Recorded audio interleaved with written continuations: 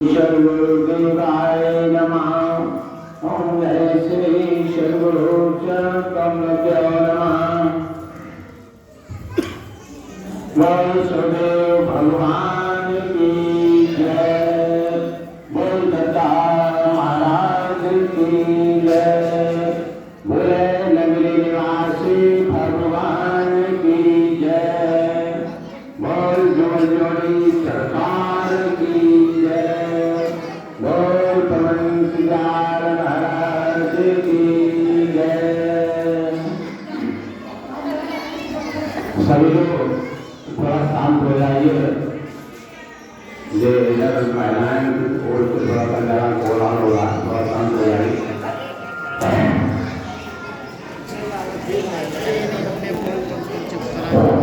सबसे पहले मैं आज बसंत पंचमी है, बसंत पंचमी के अवसर पर जो भी लोग उपस्थित हुए हों सभी को मैं अभिनंदन करता हूँ और अभिनंदन के साथ साथ मैं आशीर्वाद देता हूँ कि गुरुदेव भगवान सभी को शुभ आशीर्वाद प्राप्त करें। आप लोग थोड़ा सा शांत हो जाइए, क्यों ऐसा बातें कर रहे हैं।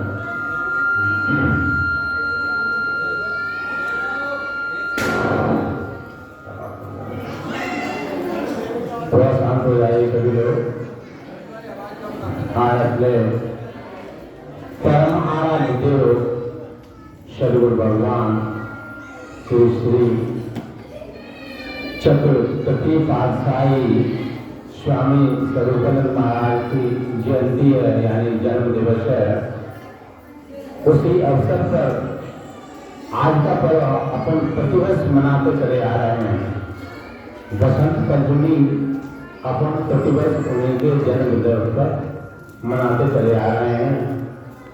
वैसे तो अपन प्रतिवर्ष उनके बारे में, उनके जीवन के बारे में अपन बताते रहते हैं, फिर भी कुछ लोग जैसे किसी को नहीं मालूम हो, तो पहले अपन उनके जीवन के बारे में थोड़ा सा बता रहे हैं कि स्वामी स्वरूपानंद महाराज का आज के ही दिन उनका जन्म हुआ था। 1884 1 फरवरी 1884 में उनका जन्म हुआ था और 1936 में उन्होंने अपने शरीर का परित्याग कर दिया, यानी वो परम धाम को गमन हो गए। इस तरह से उन्होंने यहाँ केवल 52 साल तक इस जगत में रहे और 52 साल की उम्र में ही वो अपना इतना कुछ प्रसार करे ईश्वर के बारे में कि पूरा अपना भारत ही नहीं पूरा विश्व आलोक को पूज रहा है। तो जी अपने को थोड़ा सा विचार करने का विषय भी बनता है कि ऐसे महान पुरुषों का नाम इतना लंबा क्यों चलता है। इसलिए इनका नाम इतना लंबा चलता है क्योंकि ये ईश्वरवादी होते हैं।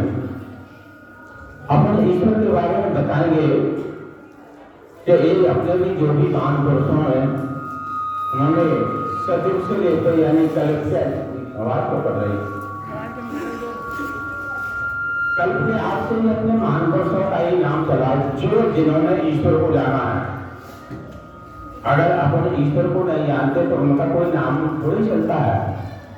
परमात्मा एक है, अकेला है, और जो भी महान पुरुष होते हैं जो परमात्मा को जानते हैं उनके नाम चलते चले आ रहे हैं। उनके बारे में थोड़ा सा बताएंगे। थोड़ा सा आप लोग शांति का परिचय दीजिए। तो हम अपने स्वामी स्वरूपानंद महाराज के बारे में आपको थोड़ा सा बता रहे हैं कि ये कितने महान पुरुष थे। जो 2.5 वर्ष के ही संत थे। आप लोगों कुछ लोगों को मालूम हो, कुछ को न मालूम हो। और इनका जन्म पाकिस्तान में हुआ था। टेरी गांव था, टेरी जिला कुहाट था। टेरी कोई गांव का नाम था पाकिस्तान में। वो कुहाट जिले में उनका जन्म हुआ था। उस समय हिंदुस्तान पाकिस्तान एक ही था। उस समय अलग नहीं थे, क्योंकि आज पाकिस्तान अलग हो गया है, तो अपना आज पाकिस्तानी बोलेंगे, तो उनका जन्म पाकिस्तान में हुआ था, तो वहाँ उनका जन्म हुआ था।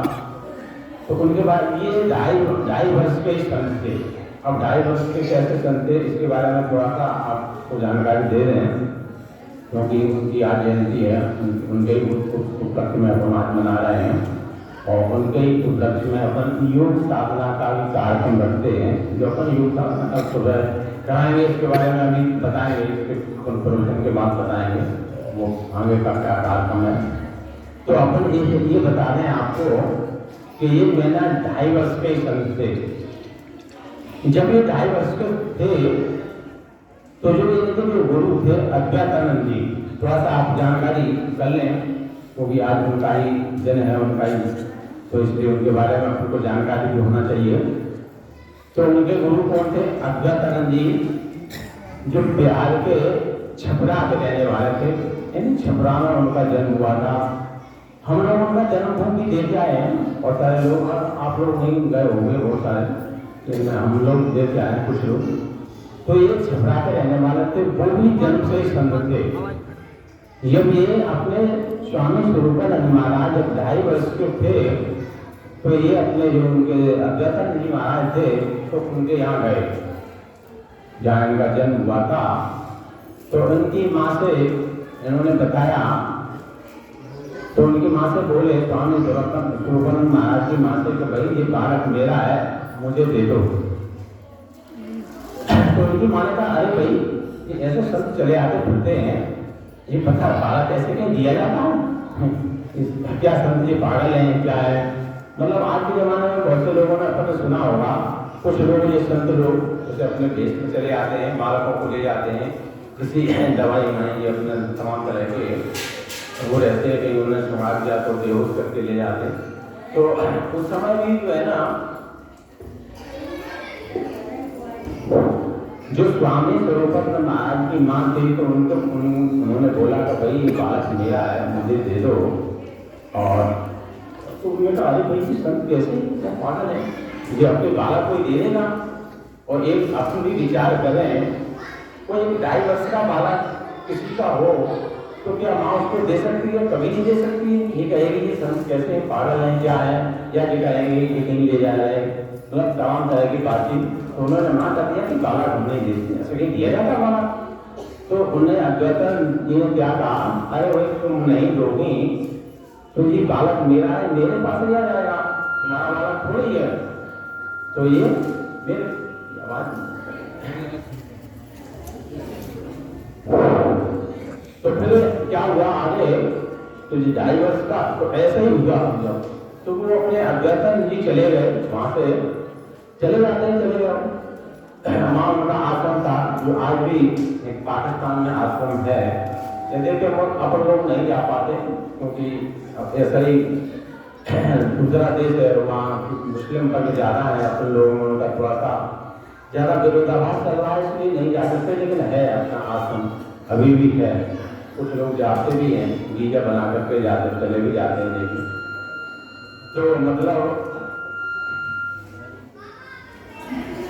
तो मतलब कहने का यह है, तो वो जो 2.5 वर्ष के बालक थे, तो वो अपने स्वामी स्वरूपानंद महाराज आज मतलब रात्रि में कुछ रात व्यतीत हो गई, 2-4 दिन व्यतीत होने के बाद जो है ना, रात्रि में अपने चले गए। मध्य रात्रि हुई, वो अपने रात में अपने जहाँ सो रहे थे, सो करके उठ के चले गए। आप लोग थोड़ा सा शांति रखो, सुन लो थोड़ा है। हाँ, इधर ही कुछ ज्यादा मतलब आवाज आ रही है, सुन लो। तो 2-4 बातें कुछ अच्छी बता रहे हैं, समझ लो। तो क्या हुआ, तो वो रात में चले जाते हैं। ये कोई बनावटी बात नहीं है ना, अपन गलत बोल रहे हैं, ये बिल्कुल सही बात बता रहे हैं। ऐसा ही जो अपने गुरुजनों से जो बात प्राप्त हुई है, अपन जो भी कुछ बताएंगे वो गुरुजनों से जो प्राप्त हुई है वही बताएंगे। गुरुजनों की बात कभी झूठ नहीं होती है, गुरुजनों की बात कभी सही होती है। तो ये जो है ना, वो चले गए। जब बालक को चला जाता है रात को, लोगों को नहीं पता लगता होगा। जब सुबह देखा तो वो देखा होगा उनकी बालक है नहीं, कहाँ चला गया। सबने देखा, सबने लोग ढूंढेंगे, जब यहाँ से कोई चला जाएगा तो इधर सभी और कमरों में ढूंढेंगे, सब जगह ढूंढेंगे, इधर उधर देखेंगे, पूछेंगे लोगों को, तो इसमें थोड़ा सा टाइम लग जाता है।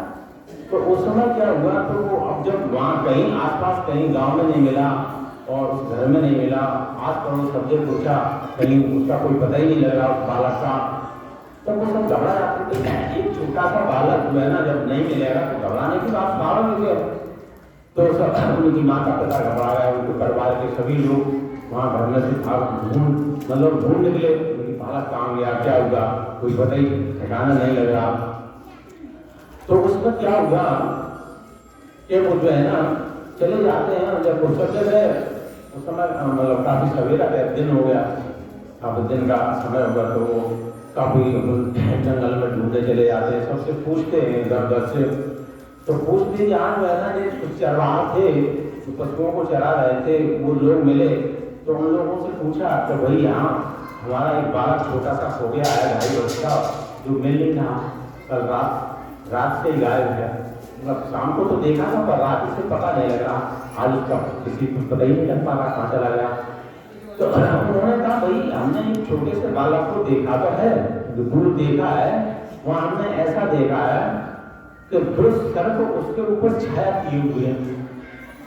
मतलब उन्होंने क्या देखा था इसके पहले के 2 सर्प, एक बालक वहाँ लेटा हुआ है, तो 2 सर्प छाया, तो अब वो क्या है, तो उस बालक के पास भी नहीं जा सकते और मार भी नहीं सकते।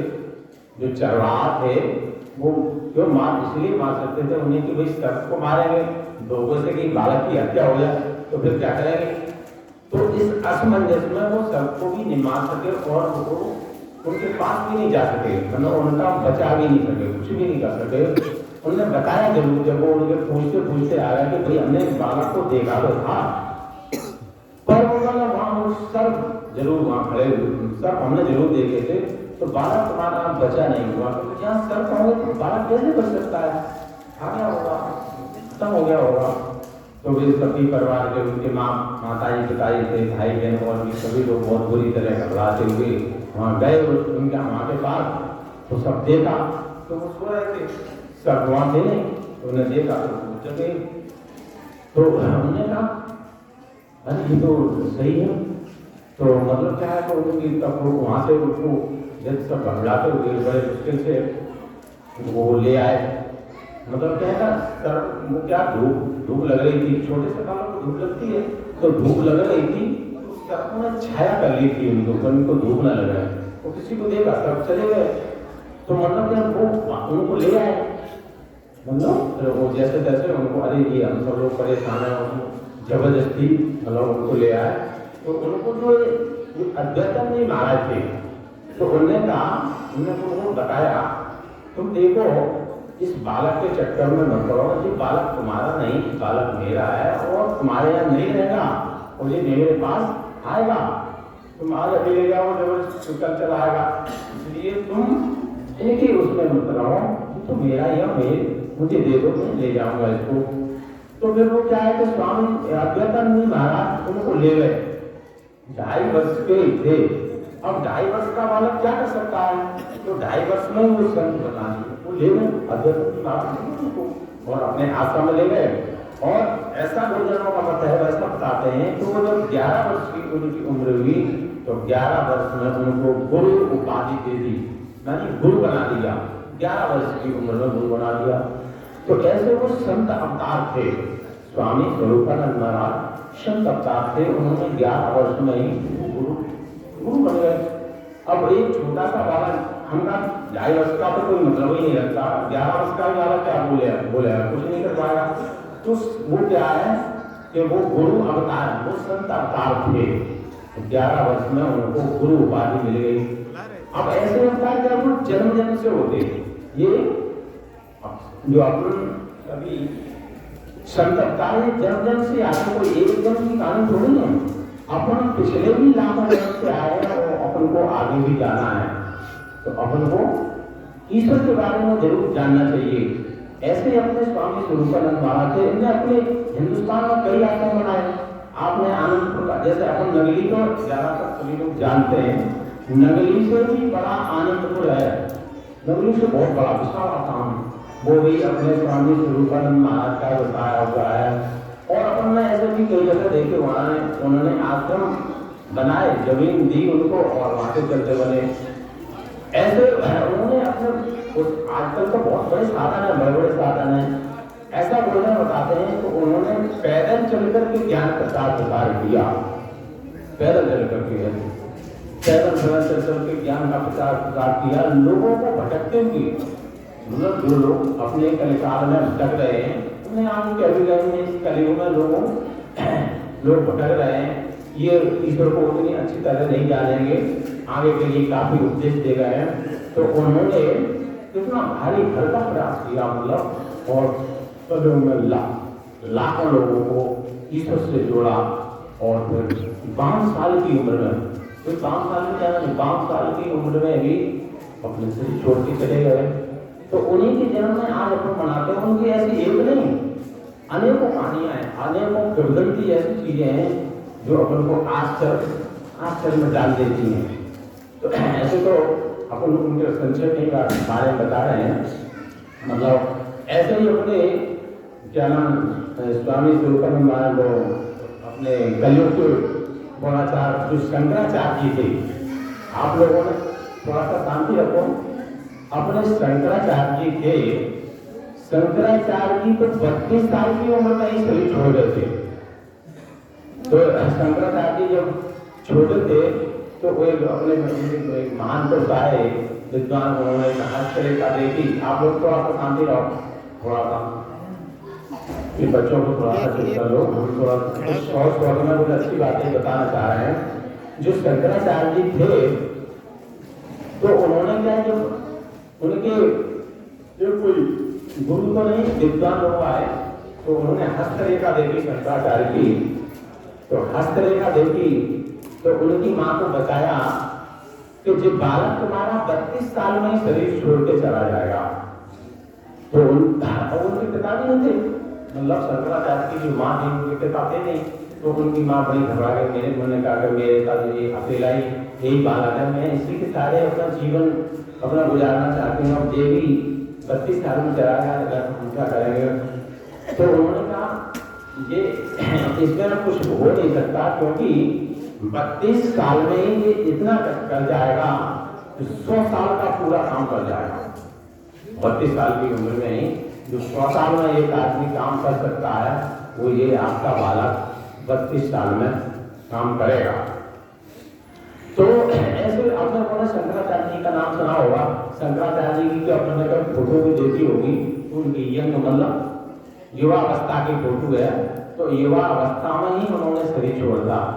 हम लोग श्रीनगर में उनका मंदिर भी देख के आए, वहाँ भी उनका पूरा वृत्तांत लिखा हुआ था।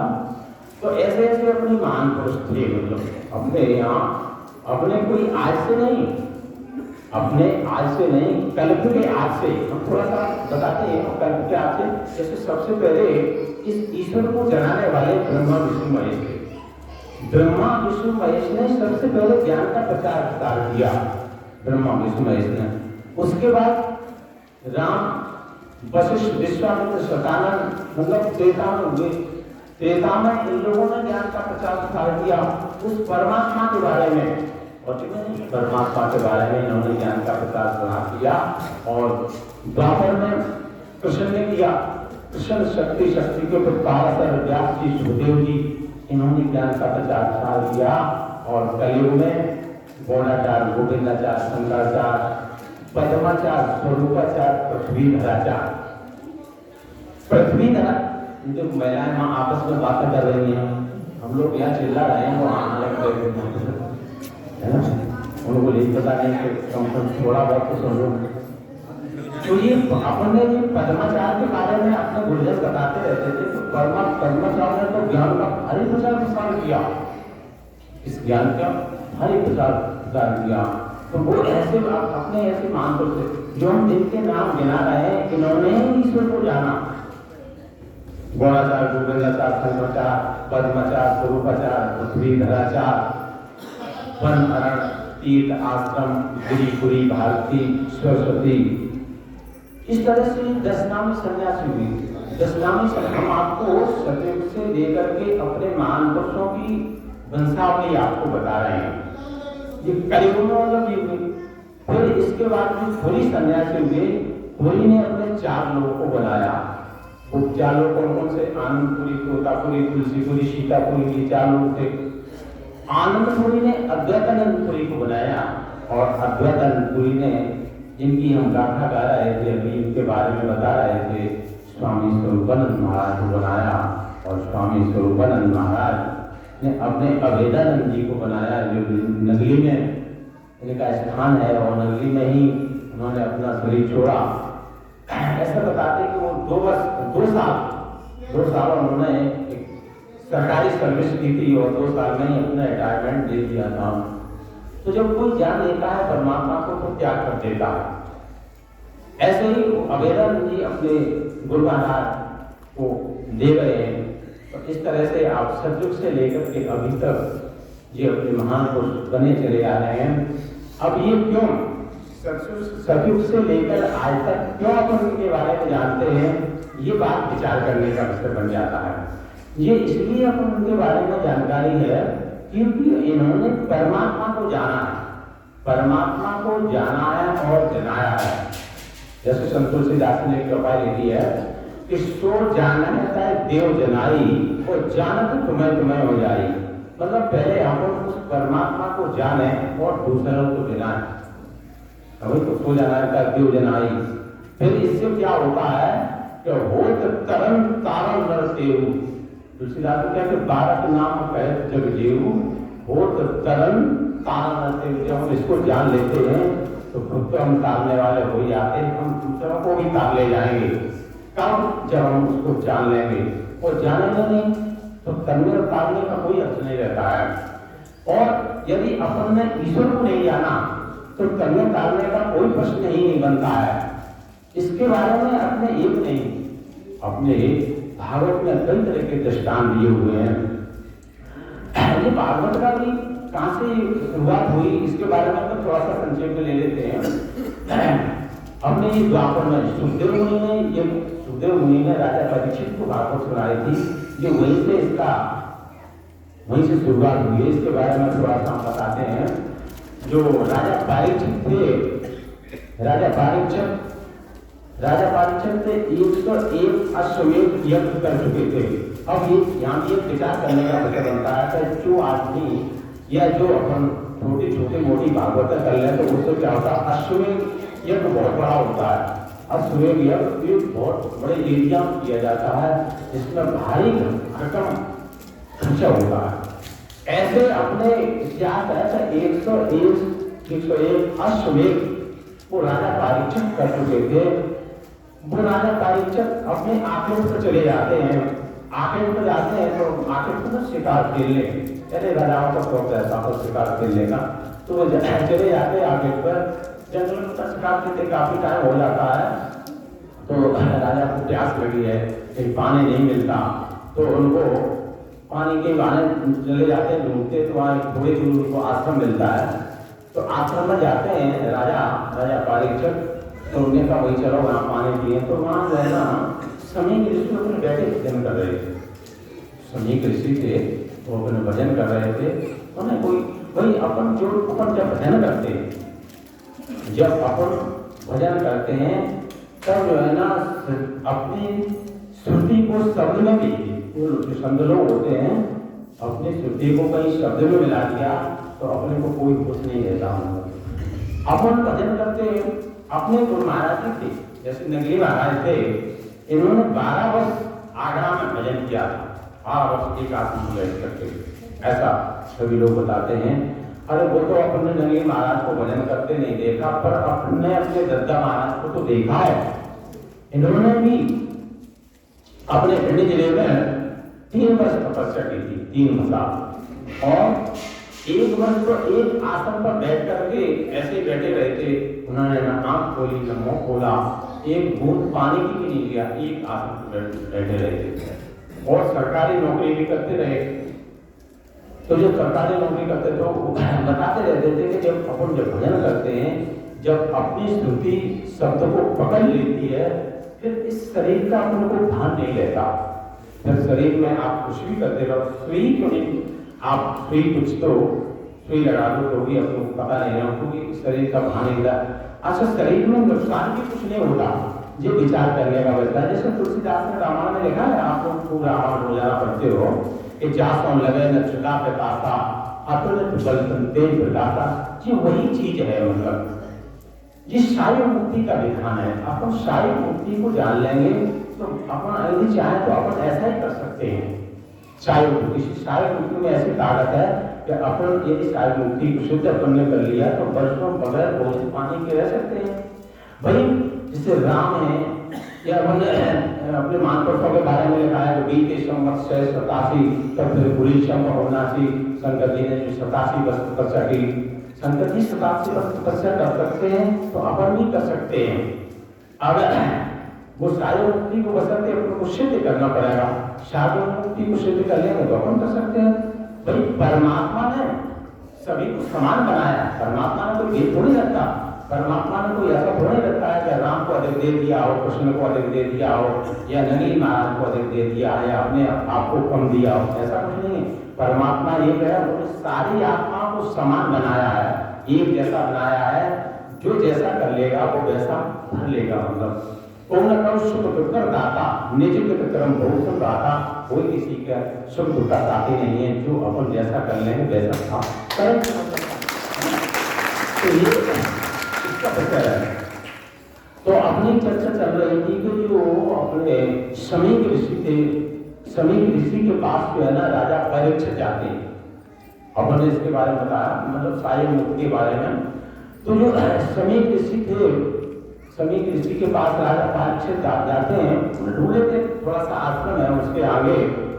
तो उन्होंने सोचा भाई वो राजा थे, भाई एक राजा किसी के दरवाजे पे जाए तो राजा तो विचार करेगा भाई हमको कोई पूछे, हमको कोई आसन दे, हमको कोई बुलाए, हमारा कोई सम्मान करे।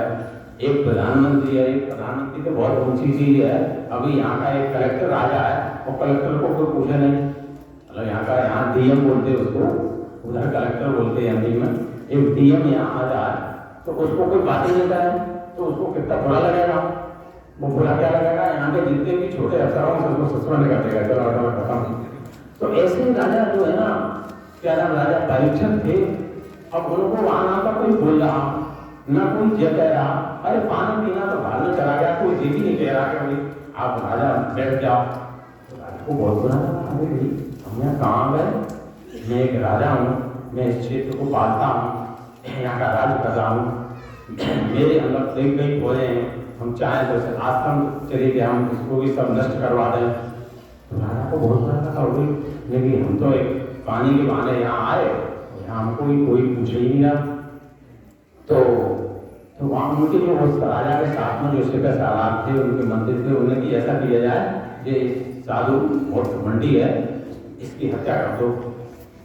तो उसमें से ही उन्हीं में से ही बोला कि भाई तो ऐसा करो, इसे न्याय की जो है ना, न्याय किसी को नहीं हत्या नहीं करना चाहिए।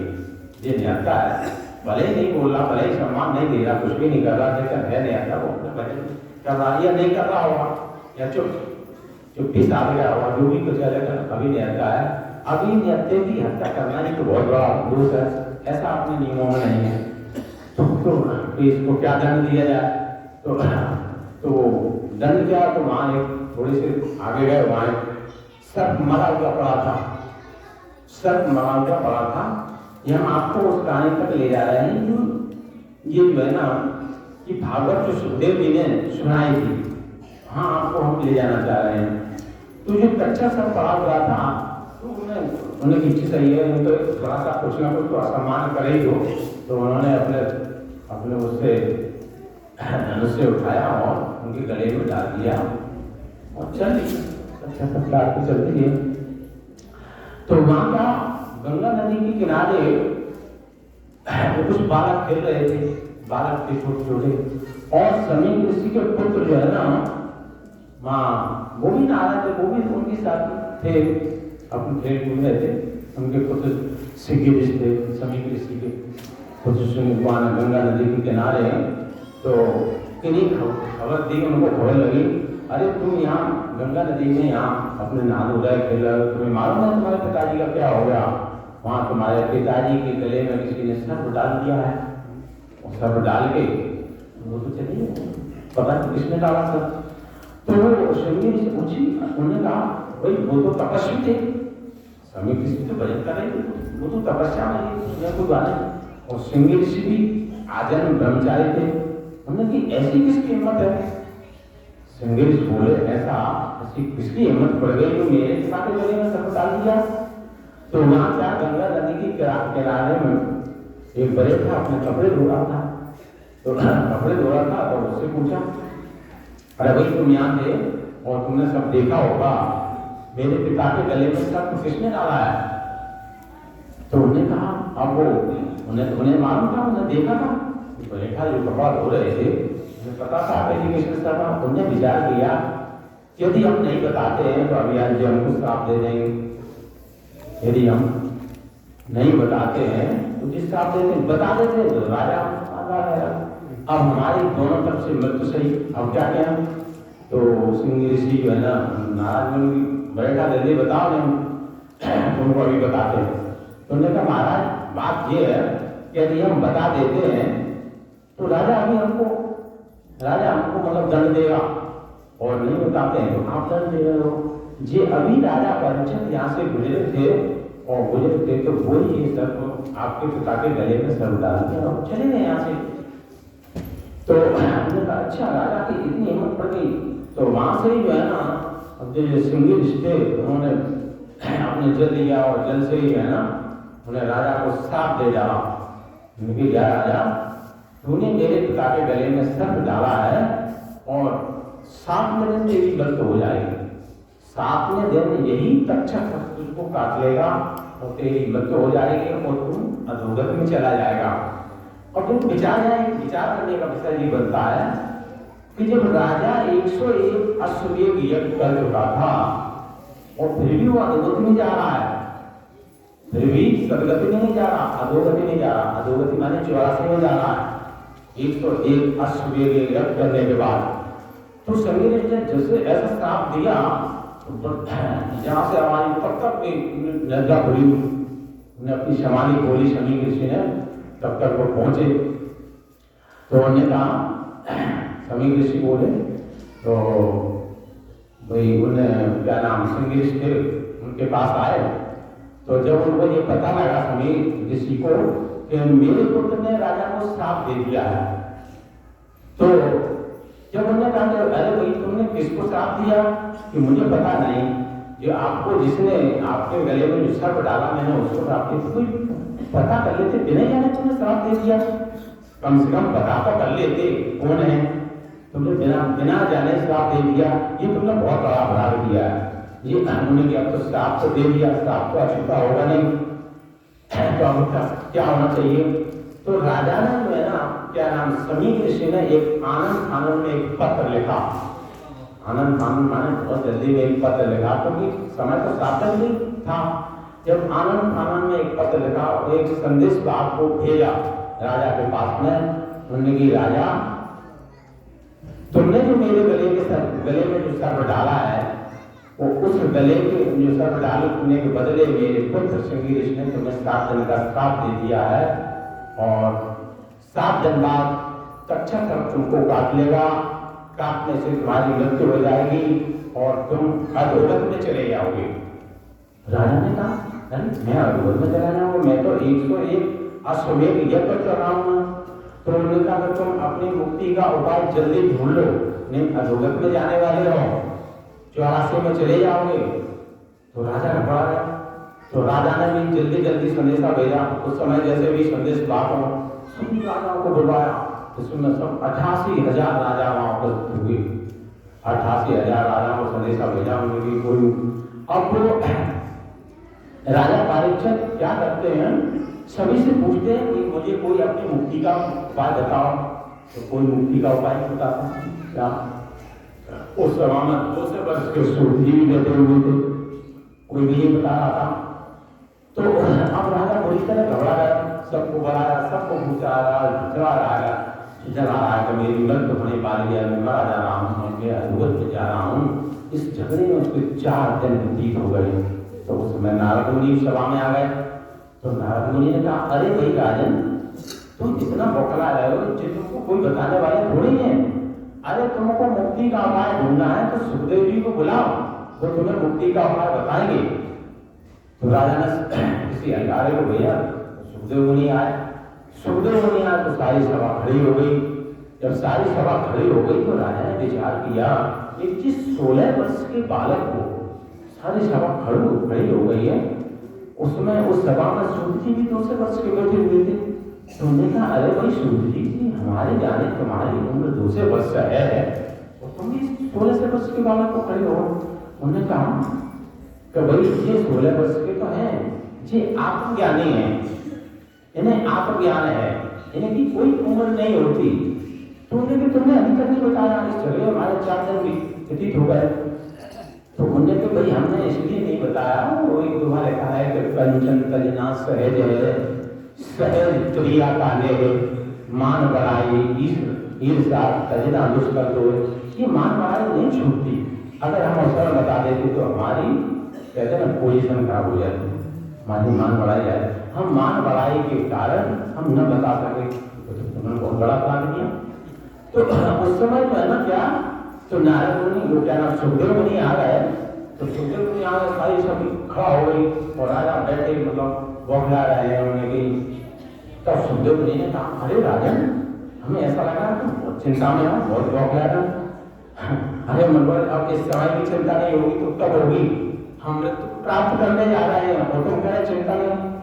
हमारी 7 दिन बाद मृत्यु होने वाली है, 7 दिन का मुझे श्राप मिला है।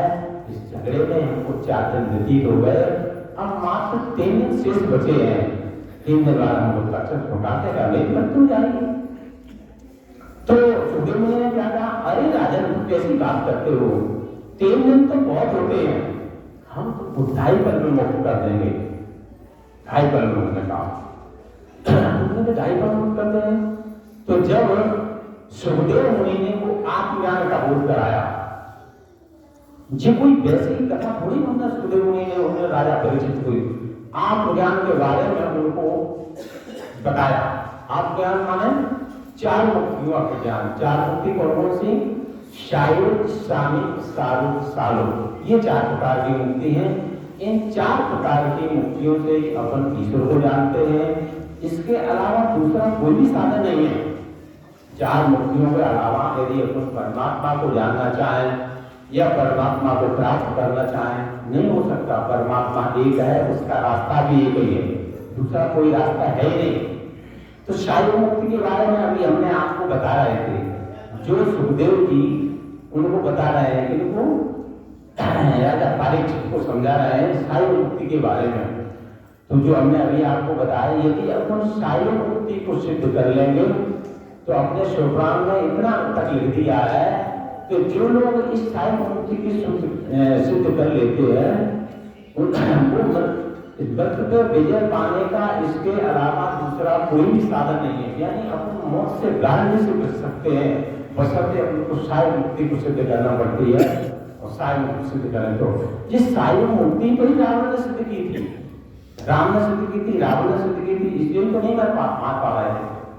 आपने रामायण में लिखा होगा, तुलसीदास ने कहा है कि नारी कुंज सुदावस जाके नाथ जियत रावण बस्ता के। भाई रावण के नारी है, रावण के क्या आप सबके नारी नहीं है?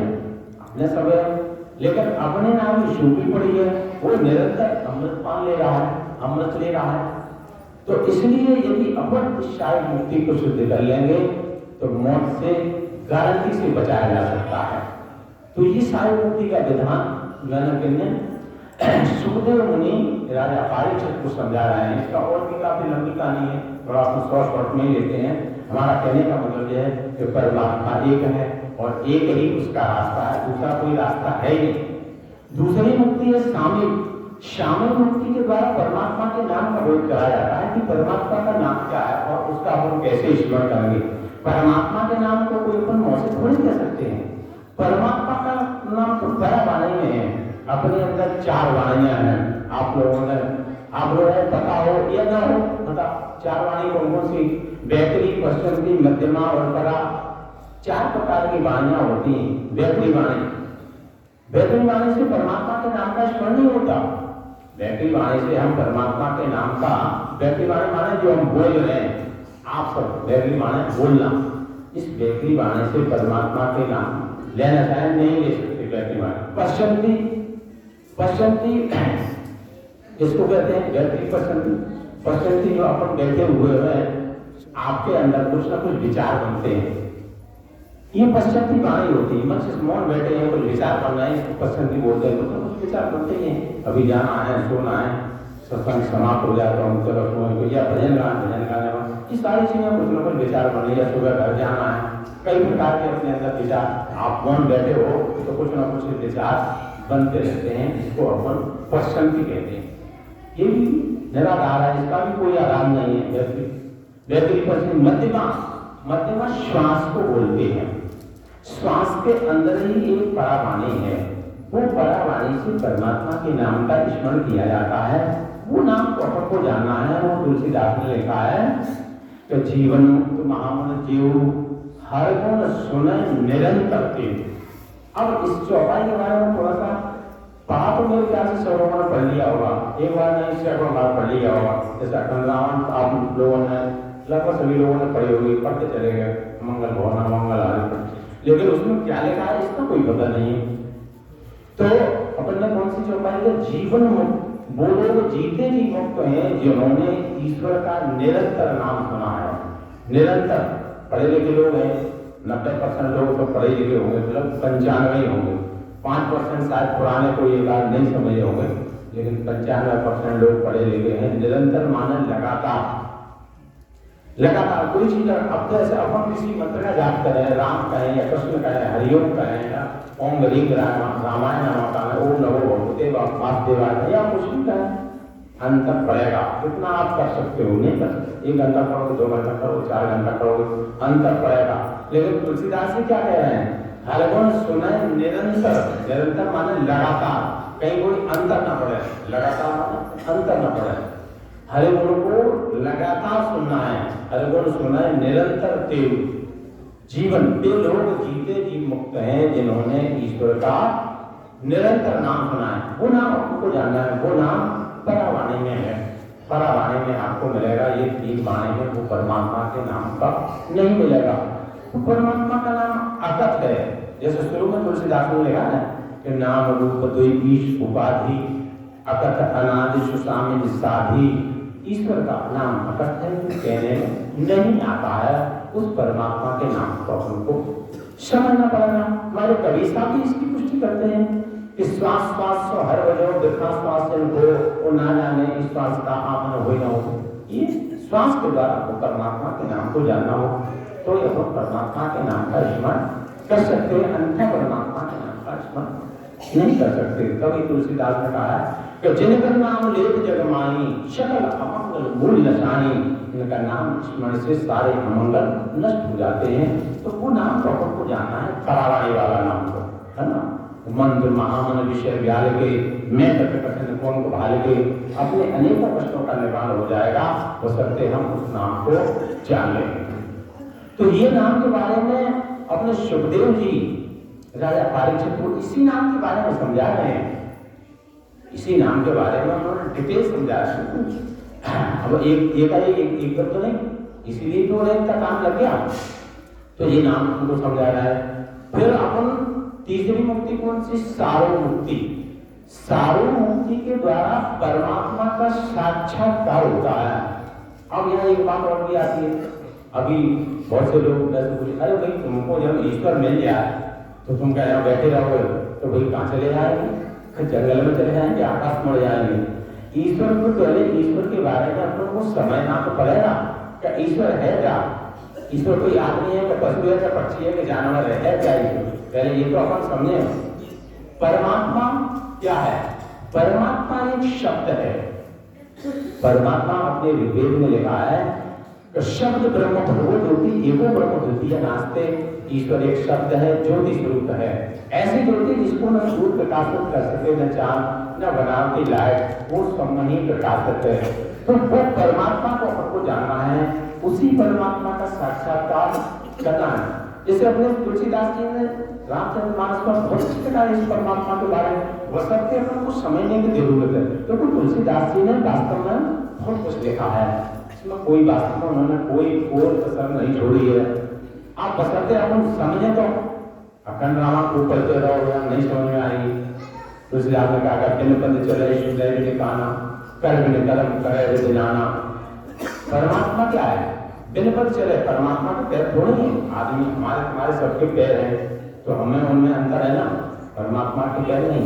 बिन पद चले सुने बिन काना, उनके कान नहीं लेकिन सुनता है।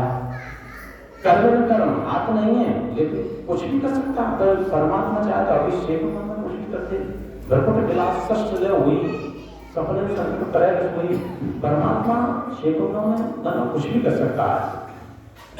तो चले सुने कर्म करे बिन जाना, आनंद रहित सकल रस भोगी। आनंद को कहते हैं, आनंद उस परमात्मा के मोह नहीं है, लेकिन वो कुछ भी खा सकता है, सभी रसों का रस स्वादन, उसको कुछ भी खा सकता है परमात्मा। आनंद सकल रस भोगी, सारे रसों का रस स्वादन करता है। विभिन्न वाणी वक्तावर जोगी, उसकी जिद्दा नहीं है लेकिन अनेक भाषाएं बोल सकता है, हिंदी उर्दू फारसी अंग्रेजी कुछ भी बोलो परमात्मा बोलता है, लेकिन उसके जिद्दा नहीं है। तन में परस नयन में देखा, गहन ध्यान में पास अशेषा।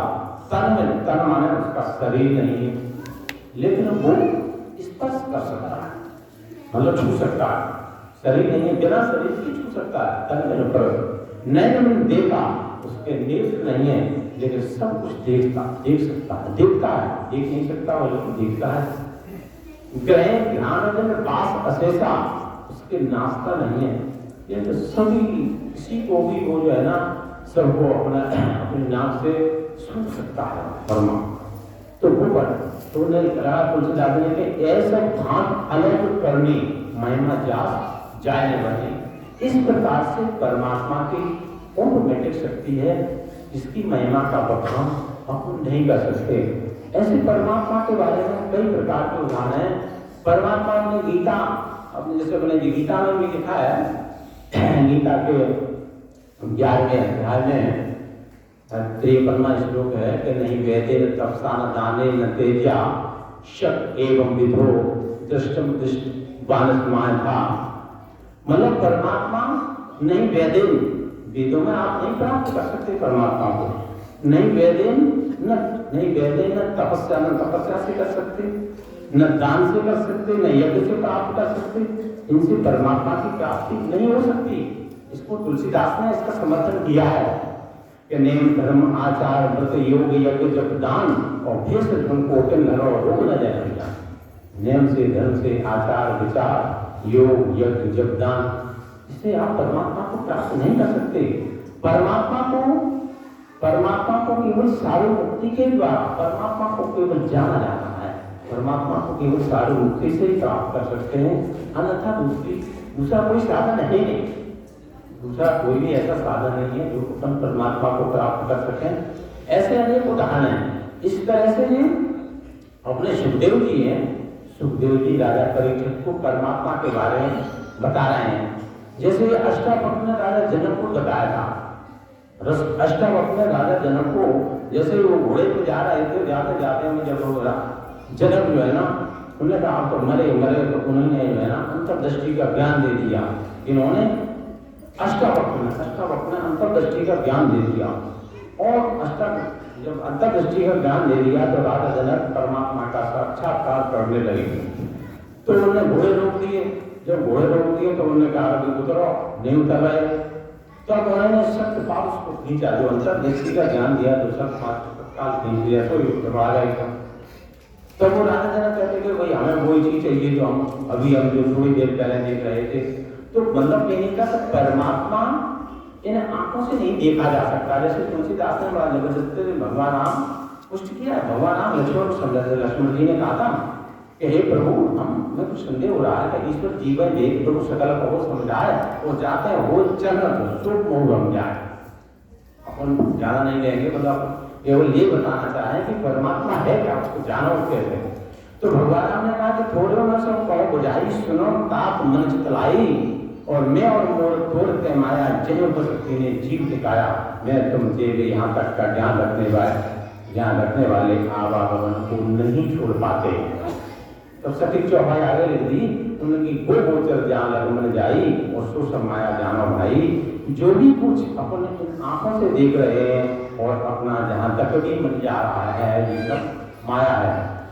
तो यहाँ भी एक विचार करने का विषय बन रहा है कि भगवान राम लक्ष्मण आपस में दोनों बातचीत कर रहे थे। लक्ष्मण जी जो धर्मपुरा तभी तो राम से पूछ रहे थे, राम और लक्ष्मण दोनों मौजूद थे। जब दोनों मौजूद थे, यदि भगवान राम यद्यपि मतलब थोड़ा सा आज इस समय भौतिक का बोलबाला है, अब तुम सत्य बात तो बताना ही पड़ती है।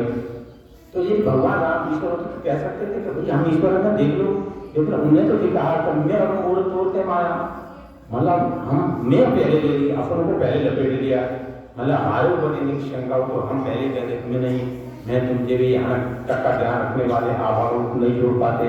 और सटीक चौपाई लिखती कि जो तुम नेत्रों से देख रहे हो, जहाँ तक भी तुम्हारा मन जा रहा है, ये सब माया है, ईश्वर नहीं है। ठीक ऐसे ही जो है ना अपने गीता में 11वें अध्याय में 8वां श्लोक है, अर्जुन भगवान कृष्ण से प्रश्न कर रहा है कि हे प्रभु हम आपकी ऐश्वर्य शक्ति को देखना चाहते हैं। तो ये उन्होंने भगवान कृष्ण ने यही उत्तर दिया कि न तो मां से दृष्टमणे ने स्वचक्षुषा दिव्यं ददामि ते चक्षु पश्चिमे योग में सर्वं। परमात्मा को आप इन नेत्रों से नहीं देख सकते। स्वचक्षुषा माने खुद की, स्वचक्षुषा माने खुद के नेत्रों से परमात्मा का साक्षात्कार नहीं हो सकता। इसके लिए हम तुम्हें दिव्य दृष्टि का ज्ञान देते हैं तो आप परमात्मा को साक्षात्कार कर सकोगे। तो जैसे दिव्य दृष्टि का ज्ञान दिया तब अर्जुन ने वो परमात्मा का साक्षात्कार किया। तो वही साक्षात्कार अपने को करना है, कर लिया तो जिन्होंने जान लिया उसको जान लिया। मतलब मेरा कहने का मतलब यही है कि परमात्मा वही है, परमात्मा एक शब्द है, शब्द ब्रह्म प्रभु ज्योति एको ब्रह्म द्वितीय नास्ति, वही एक परमात्मा है। उसी परमात्मा के बारे में सुखदेव मुनि ने राजा परीक्षित को दर्शन कराया।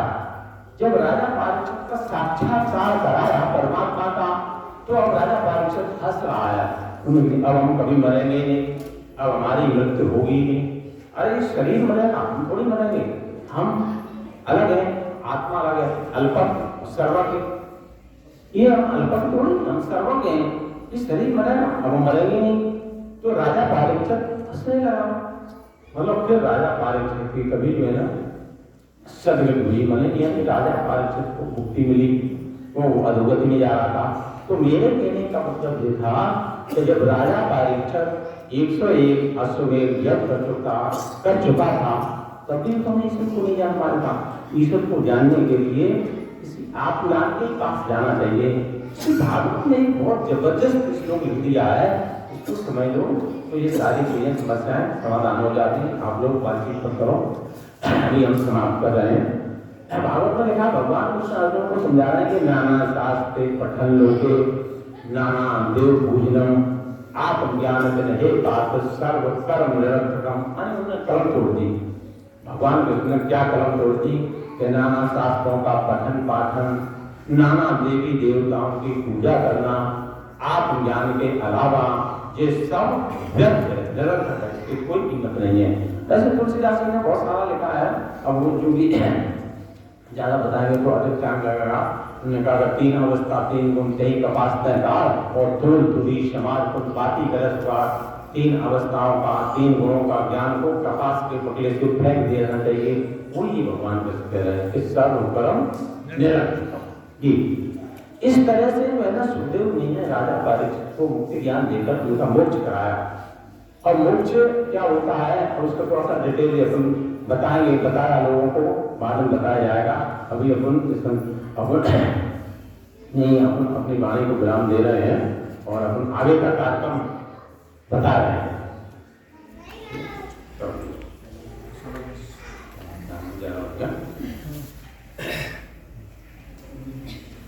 तो इसी वाणी को इसी के साथ वाणी को विराम दे रहे हैं। बोल शंकर भगवान